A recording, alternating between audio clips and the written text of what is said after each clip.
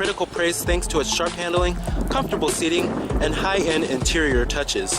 So, let's go ahead and check out this 2015 Ford Escape.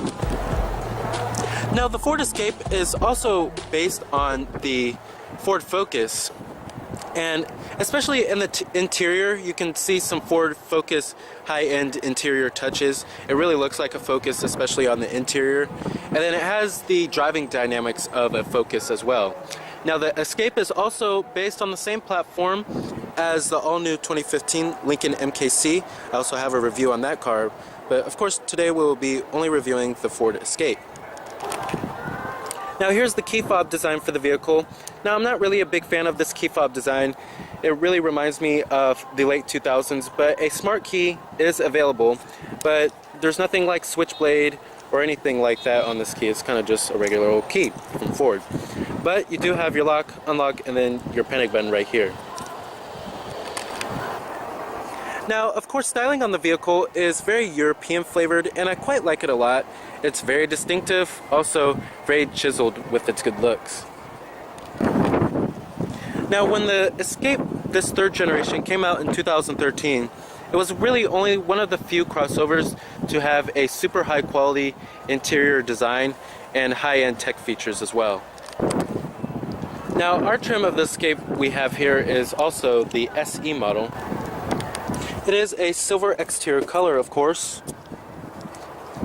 with a two-toned black and gray cloth interior. Your power driver's seat controls, your power lumbar, your power recline.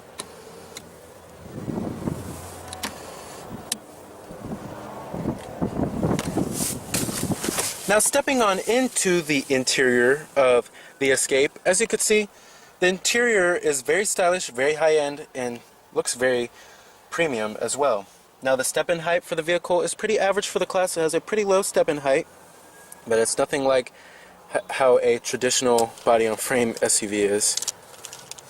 And that's one of the benefits of having a compact crossover. Now, push-button ignition is available when you get the smart key. And I love that Ford chime.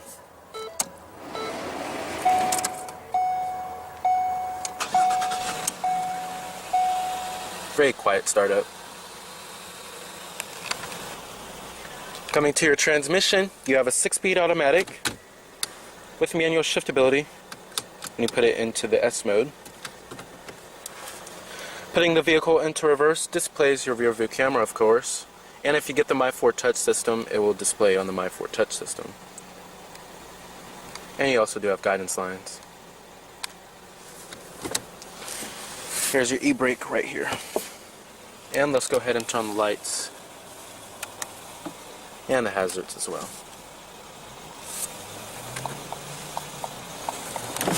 Automatic driver's side window.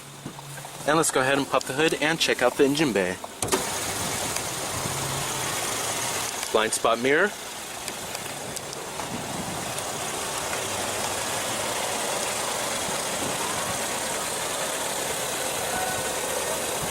Halogen headlights with your halogen fog lights. LED daytime running lights are also available, and HIDs as well.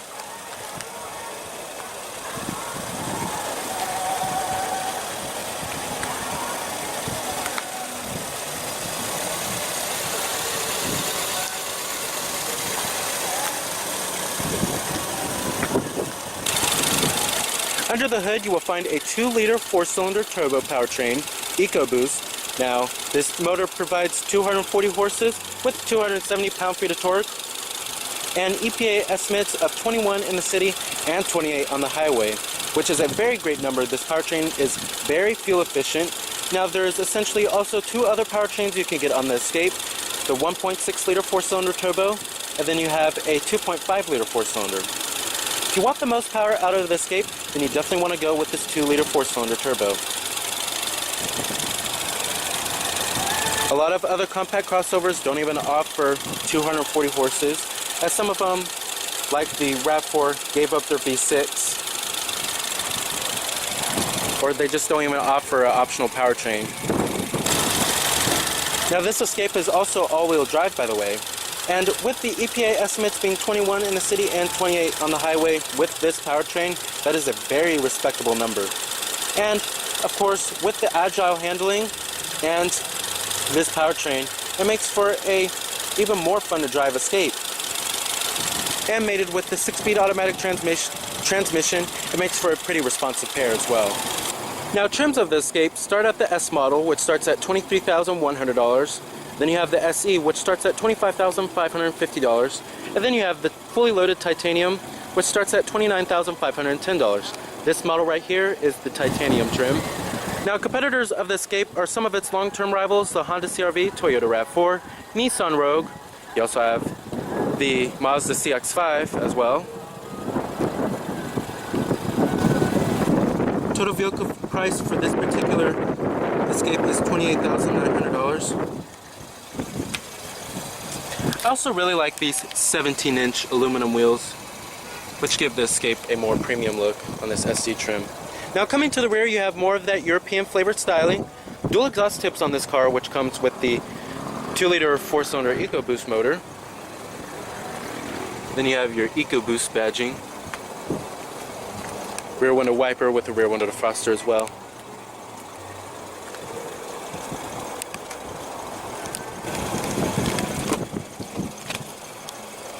Your power windows, mirrors, and your power door locks. Armrest is also nice and soft to the touch, and on the upper door panel as well, which are the most important places. And let's go ahead and rev up the Escape and see how she sounds.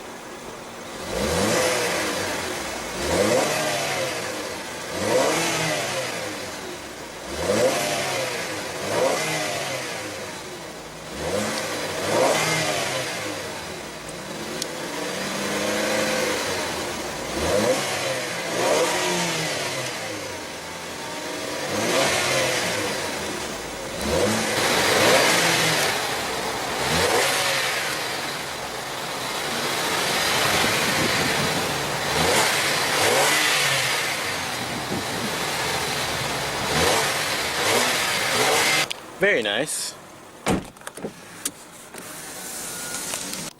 Now, like I said earlier in the video, one of the key strengths of the Escape is that it has a very high quality interior. For example, this dashboard right here, all these pieces are in a nice soft touch padding. It also fits together pretty well also. And then, like I said, you have a nice soft touch armrest. Everything just feels very high quality and premium inside, which is a very important factor. It's also nice and stitched on the armrest and also very padded as well. Coming to the center stack controls here, I do have a huge ergonomic gripe here. As you can see, the gear shifter is into the park position, and as you can see, it makes it hard for you to reach certain buttons. As you can see right here, it's actually kind of hard to reach this right here. But you do have your fan speeds, your different temperatures, and then your different zones right here. But that is a huge ergonomic flaw. And then you have your recycling mode right here. But I do like how the buttons are very clear and very well labeled. I think that's the most important part. And then you have your rear window defroster button right there. Coming down here, you have your 12-volt power outlet, your cup holders. Right here, you have an auxiliary input, a USB port. Center console is actually pretty small when it comes to its width and its length. However, it's very deep. Now, coming to these controls right here, I do not like the busy design of them.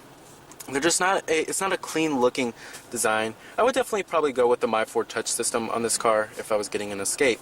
But you do have your radio, your Sirius satellite radio, your different media options, which includes auxiliary input, Bluetooth streaming audio, and then your USB port, of course. And then you have your Bluetooth phone capabilities. You also have Microsoft Sync. You can go to your different menu, which you can sync your phone.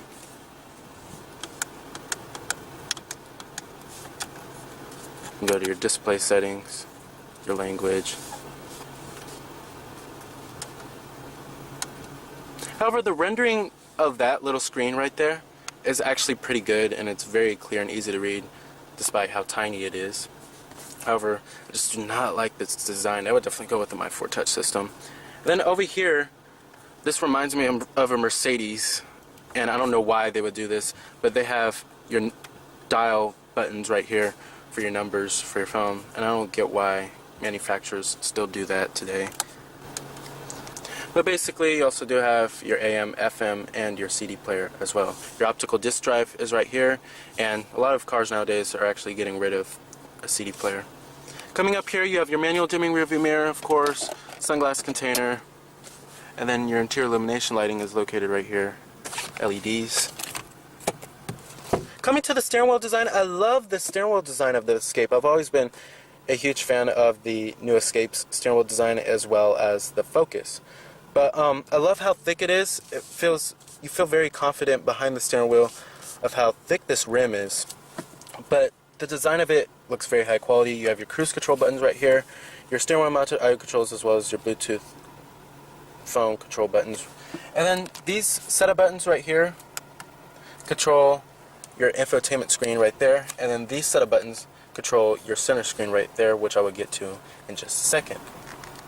Now coming down here, you also do have a manual tilt and telescopic steering wheel, which has a pretty nice range of adjustment, I have to say. Now coming to the handling of the vehicle, like I said before, the handling of the Escape is very agile. It's pretty fun to drive compared to some competitors in the class, like the Nissan Rogue and the Toyota RAV4. Visibility out of this car can be a lot better though. It's pretty average for the class. It's not as good as, say, a Honda CR-V. However, the outward visibility is not the best either, and the glass area can be a little bit better. And then you have a massive, huge C-pillar back there. Seating comfort, it's okay, but however, when I get to the rear, I will show you in just a second that the rear seats are not as good as the front seats. But however, they are lacking a little bit of thigh support, but is much worse in the rear seats. And I don't have too much support, especially with the side bolsters. They just don't hug you in enough, and they don't provide that much padding either. They're actually kind of on the firm side. The seats are just not that comfortable. I've definitely seen better. Coming to the center screen right here, this is gonna basically show you all your vehicle information, and you'd have different vehicle customization settings. But you have your trip odometer on here, and then your intelligent all-wheel drive system, and then you have your Ford My Key. You can run a system check as well. You have your driver assistance, like your traction control. You can change different settings for the display. And then you have your integrated compass right there as well. But overall, I love the rendering of this center screen right here. It's very clear and easy to read, just like that center screen right there. Now, as far as room goes in this cabin, it's not as airy feeling as, say, a Honda CR-V, which is a very important factor for a compact crossover. It's just slightly confining feeling inside of this cabin here. Alright, and let's go ahead and shut down the Escape, and let's go ahead and check out the trunk capacity as well as the rear seat space. A power tailgate is also optional, and also a hands-free liftgate as well. Now, like I said, the rear seats do fold down to maximize cargo room. Now, as far as cargo capacity goes back here, it's not as spacious as the Honda CR-V. You have a power outlet back here, and a little storage cubby right there.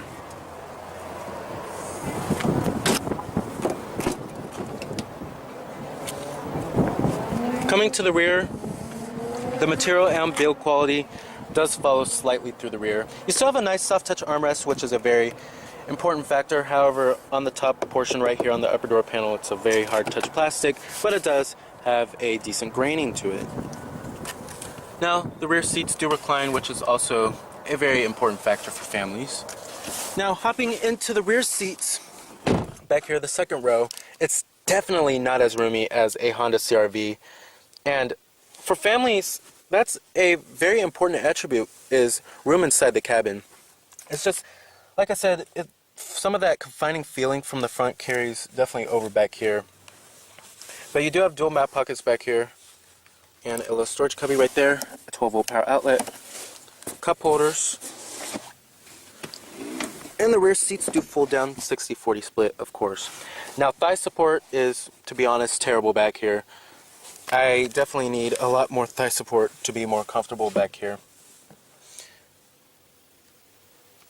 Then up here you have your interior illumination lighting. So overall, rear seat legroom definitely needs to be a lot better, as well as the seating comfort. The seats are just way too firm and lack a lot of thigh support. Alrighty. Full manual passenger seat. Glove box compartment, nice and damped, and it is a 2-shelf glove box. Alrighty. So the 2015 Ford Escape is a superb choice if you're looking for athletic driving dynamics, an inviting cabin, and useful high-tech features. However, when it comes to rear seat space and cargo capacity, other competitors should definitely be considered. So remember that this is Cameron Birch from Cameron's Car Reviews.